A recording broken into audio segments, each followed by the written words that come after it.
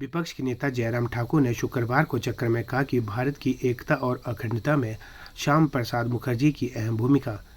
भाजपा हिमाचल प्रदेश में सभी बूथों पर बलिदान दिवस के कार्यक्रम का आयोजन कर रहे हैं, जिसके अंतर्गत प्रदेश कार्यालय दीप कमल चक्कर शिमला में नेता प्रतिपक्ष जयराम ठाकुर ने इस कार्यक्रम में मुख्य अतिथि के रूप में भाग लिया।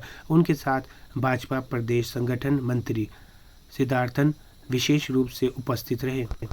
जयराम ठाकुर ने कहा कि डॉक्टर श्यामा प्रसाद मुखर्जी, जिनका बहुत बड़ा योगदान भारत की एकता के लिए रहा है, उनका सपना था कि देश एक होकर आगे बढ़े। ऐसे में जो परमिट व्यवस्था का सिस्टम जम्मू कश्मीर के अंदर जाने के लिए लागू था, मुखर्जी ने उसका विरोध किया और उसके बाद निर्णय लिया गया कि अगर इस सारे मामले को लेकर समय में केंद्र सरकार अगर सकारात्मक निर्णय नहीं लेती है तो स्वयं नियमों का उल्लंघन करके जम्मू कश्मीर की सीमाओं में प्रवेश करेंगे। उस दृष्टि से मुखर्जी ने कहा था आंदोलन का नेतृत्व किया और लखनऊ के पास पठानकोट के आगे पहुंचने के बाद जैसे ही उन्होंने जम्मू कश्मीर की सीमा में प्रवेश किया तो जम्मू कश्मीर पुलिस ने उनको गिरफ्तार कर लिया। उसके पश्चात उनको जेल में रखा गया और कुछ वर्षों तक जेल में रहने के बाद भी उनका किसी कारण देहांत हो गया, जिस कारण अभी तक पता नहीं लग पाया। मुखर्जी की मृत्यु का रहस्य आज तक शोध का विषय बना हुआ है, जिनकी जानकारी सही रूप से नहीं मिली, लेकिन आखिरकार मुखर्जी ने इस आंदोलन का नेतृत्व कर अपना बलिदान दिया। उसके उपरांत यह परमिट व्यवस्था समाप्त हुई। देश के प्रधानमंत्री नरेंद्र मोदी के नेतृत्व में देश आगे बढ़ा। धारा 370 और 35A भी देश में समाप्त कर दी गई। इसमें प्रधानमंत्री की मुख्य भूमिका रही। पीएम मोदी का मार्गदर्शन हमारे लिए प्रेरणादायक है। श्याम प्रसाद जी के बलिदान को पूरे देश भर में बलिदान दिवस के रूप में मनाया जाता है। उनके बलिदान का हम हमेशा स्मरण करते रहेंगे।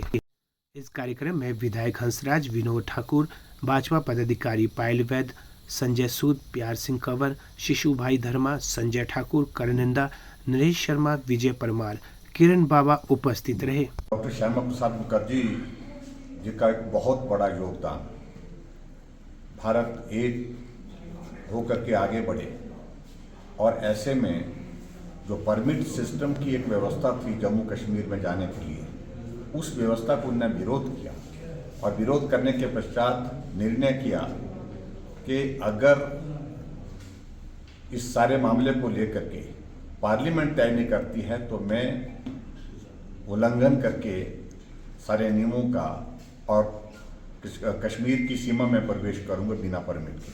और उस दृष्टि से उन्होंने उस आंदोलन का नेतृत्व किया और लखनपुर के पास पठानकोट के आगे पहुंचने के पश्चात जैसे ही वो जम्मू कश्मीर की सीमा में प्रवेश किए तो तुरंत उनको जम्मू कश्मीर की पुलिस ने गिरफ्तार किया और उसके पश्चात उनको जेल में रखा गया और वर्षों तक जेल में रहने के बाद भी उनका जो आज स्वास्थ्य किस कारण से खराब हुआ, लेकिन वो आज तक भी एक शोध का विषय बना हुआ है, जिसकी जानकारी सही रूप में मिल नहीं पा रही है कि किस कारण से उसकी मृत्यु हुई। लेकिन आखिरकार उन्होंने उस आंदोलन का नेतृत्व करने के साथ साथ में अपना बलिदान दिया।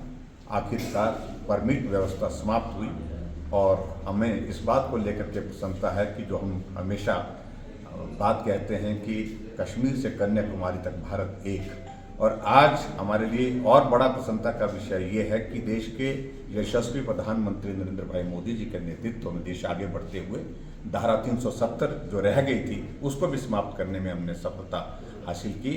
और ऐसे में सही मायने में अगर कहूँ कि हम सबका मार्गदर्शन, हम सबको सारी चीज़ के लिए, प्रेरणा के लिए कोई स्रोत के रूप में काम करने के लिए जिनने अपना जीवन का बलिदान दिया, ऐसे हमारे डॉक्टर श्यामा प्रसाद मुखर्जी जी का आज बलिदान दिवस है और उनके बलिदान को अब सदैव स्मरण करते हैं और आज हम उनको श्रद्धांजलि देते हैं।